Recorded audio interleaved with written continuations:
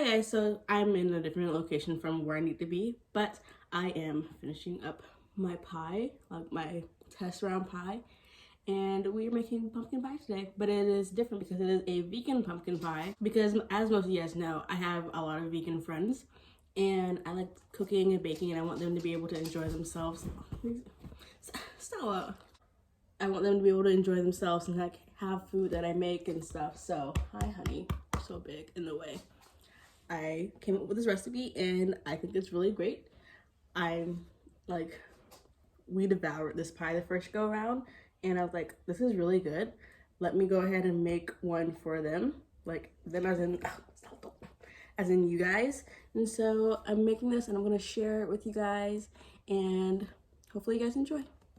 Okay, so I'm gonna put all the measurements and everything down below, but I will also be saying what's going in it. If you have a KitchenAid or a mixer, just use your paddle attachment. If not, just get like a really sturdy whisk or your hand mixer. That's fine too. But I'm using my purple KitchenAid because got it on sale. But you're gonna need 1 can of pumpkin pie puree, not pumpkin pie, like pumpkin pie filling. It's puree, just straight pumpkin. 1 can, so that's like 14 ounces. 3/4 cup of coconut milk. I have some left over and I just put it in my mason jar because we're saving. 3/4 cup of that.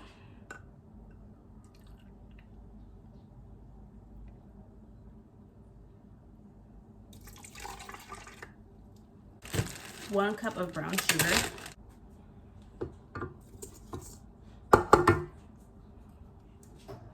1/4 cup cornstarch. 2 teaspoons vanilla,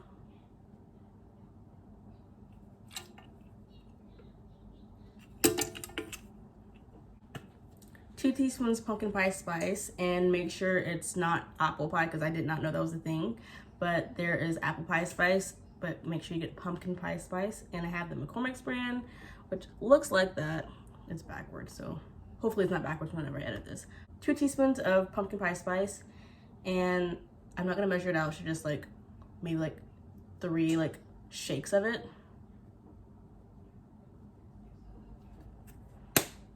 1 teaspoon of cinnamon, so like 1 shake. We'll do 2. Teaspoon of salt.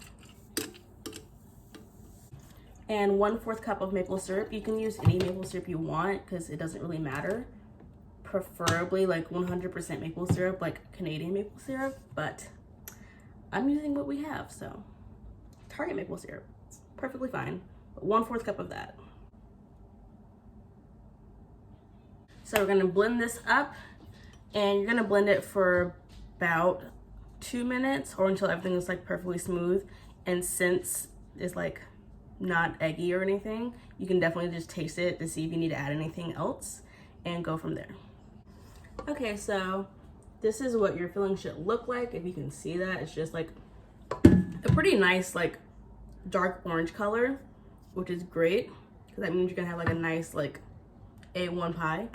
But all you're gonna do is just go ahead and fill your pie crust, and you're gonna need, I should have said this earlier, but I'll say it again. You're gonna need a 9-inch deep dish pie crust, so like the ones that you put like apple pies and stuff in like that. So go do that, and I will see you in a second. I can't really tilt my thing down because it'll spill out, but this is what the pie looks like. Just smooth it out with your rubber spatula and bake it for about an hour or an hour and a half at 350, depending on how your oven works. My oven is kind of like weird and slow, so about an hour 15 at 350. And make sure that you put your pie on like a cookie sheet because you don't just be having it flat on your racks. So go do that, and I'll see you guys in about an hour. Also, if you have leftover pie filling and you don't really know what to do with it, you can. If you don't have this, then that's totally fine. But I have these little ramekins that I got from like TJ Maxx, and I got some from Walmart. But I have a little ramekin, and I just put the extra filling in it and bake it off as like a souffle or something, or like a it's not a custard, there's no eggs, but you can make it a custard, and you can like creme brulee it if you want. So that's one thing you can do with it, or you can just eat it with a spoon because there's no egg in it, so there's not too much of a worry about this kind of stuff. But eat it like this, chill it, freeze it, make it like kind of like a sorbet kind of thing. Just do whatever you want with it. If you have a larger can and it doesn't make 2 pies, you can always save this and give it to your dogs. Yeah, that's what they're getting for dinner. Okay guys, so we are back. The pie has cooled down completely. This is our final product. I don't really know how to, like, besides checking the pie, like, hi Sterling, at the exact perfect time, but this is what the pie looks like. She is beautiful, she is glistening, and my dad told me, and he was all, and I feel like he's right about this, like, whenever you have, like, a good pie, like, you know your pie is gonna be, like, stellar, it's gonna be, like, that nice, like, dark caramely color, like, if it's, like, a pumpkin or sweet potato pie, at least, and this is that, like, this is pretty beautiful. Like, the crust is on a cracked side because I'm bad at, like, keeping time, and I don't believe in timers. And it's beautiful. I'm gonna slice it, and I learned this slicing trick from class. I didn't learn because I never used it before, but my chef said that to get, like, the perfect, like, clean cut, he said for cheesecakes, but I'm sure pies work the same way, is to get your knife and to, like, let it sit in hot water for, like, a few seconds. So we'll let it sit in the water for a few seconds, and then we're gonna just slice it to see if it gets that, like, clean cut. We'll find out. But yes, so that's what we're working with. I'm excited. This pie is, like, I don't like pie. Like, I like cake, and I like my cakes, but, like, I normally only eat, like, Publix cake. And when I say Publix cake, I only have either when it's my birthday, so I get, like, the plain vanilla cake with raspberry filling with buttercream frosting, or if, like, I want to slice a cake, I'll go to Publix and just get their plain vanilla with plain buttercream, like, no, I don't want, like, funfetti, whatever it's called, like, I don't want, like, carrot or chocolate, like, no, plain vanilla with buttercream. And I don't really eat pies, so, because I don't like baked fruits, like, I feel like it's wrong. And I told someone that yesterday at work, and they're like, what? And I'm like, yeah, sorry, like, I don't like baked fruits. I don't want my fruit to be warm. I think that's weird, but yeah. So we have our knife. It is out. Have our knife. It's pretty warm. Paper towel to wipe it off. Ooh, this is a heavy cup. And I'm just gonna go ahead and slice it. You can slice it however you want. I'm not gonna show, like, me slicing the actual pie because you're just slicing a pie, but let's see. Ooh, look at that. She is beautiful. Can we just, like, look at how, let me, like, move. She's stunning. Look at that. She's a beauty. She is a grace. And I'm gonna taste test. Okay, so we have our pie, and yeah, it's on this giant plate, but that's okay. So, full taste test. Hopefully it tastes as good as the last one, but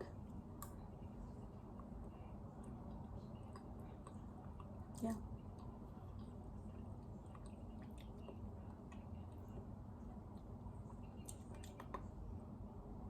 I like it.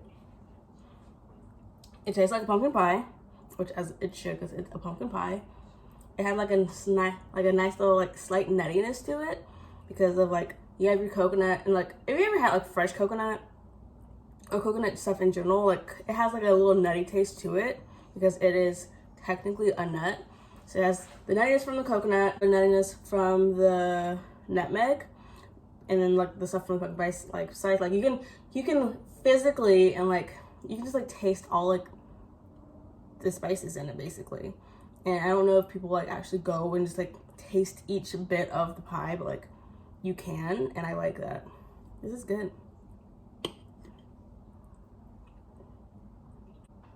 Yeah, with some whipped cream, there you go.